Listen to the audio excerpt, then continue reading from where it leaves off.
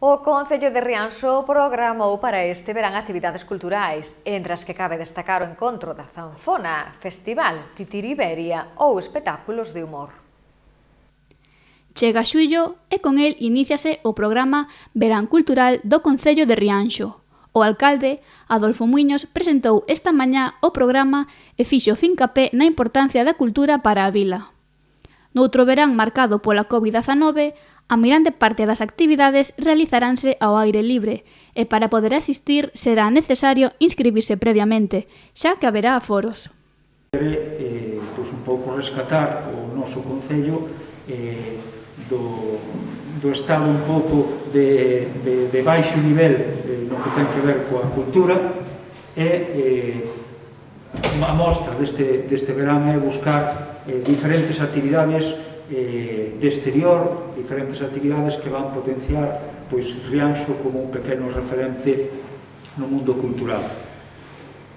Acompáñame varias persoas que teñen que ver con proxectos importantes que se van desenvolver no noso Concello, variados, uns para máis maiores, outros para nenos, outros para todos os públicos, mas que pretende iso, que sexa unha nova xanela aberta neste período de verán a cultura para disfrute da xente de Rianxo, para disfrute de toda a xente de fora, forasteiros que se achegan, sexan turistas, sexan xente de outras comarcas que acuda para disfrutar destas actividades.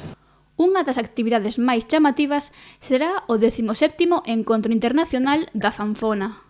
Mauro Sanín, representante de E Central Folque, que organiza o evento, resaltou a importancia deste encontro para dar visibilidade a este instrumento.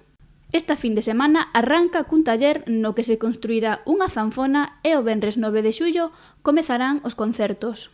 Nos imos facer a intensidade, a descarga e intensidade no segundo fin de semana de xullo, o 9, 10 e 11, cos concertos e cursos de formación, mais comenzamos este fin de semana, o 4 e o 5, sábado e domingo, para o curso de construción. Xa por segundo ano ofrecemos a posibilidade de construir nunha fin de semana unha zanfona e que a xente que asista a poida levar a casa, un pouco con esa idea de promocionar e facer accesible un instrumento que ás veces é complicado de acadar, e despois dun fin de semana construindo, pois a xente pode levar a casa e comezar a estudiar, que é un pouco o problema histórico que sempre tivemos coa zanfona, que é a súa falta de accesibilidade.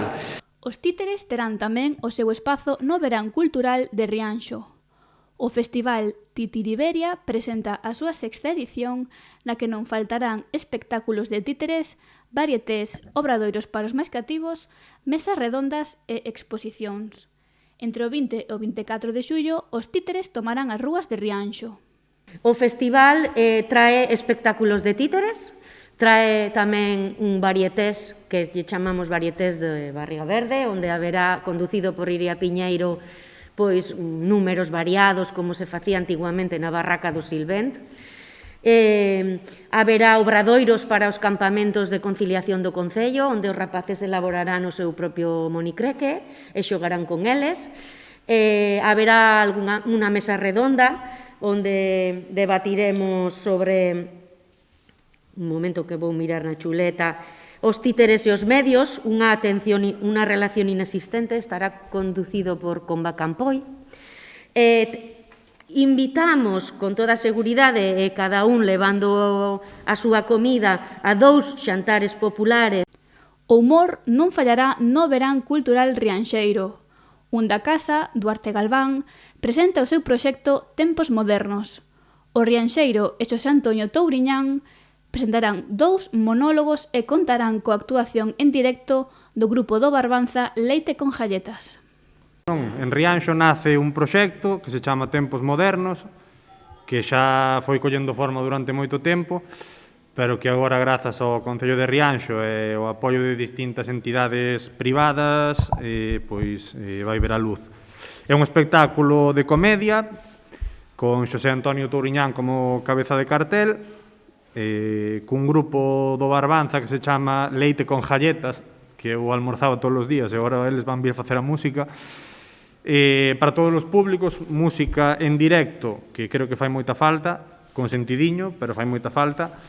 Para poder escoitar sentados. Van a ser versións, distinto tipo de cancións que todo o mundo coñece e que ten moita gana de escoitar, dende un rapaz de 18 anos ata a súa avoa de 75 ou 80. As actividades comezan esta fin de semana e rematarán o 29 de agosto. Non faltarán noites de cine, de jazz e incluso realizarase unha observación astronómica.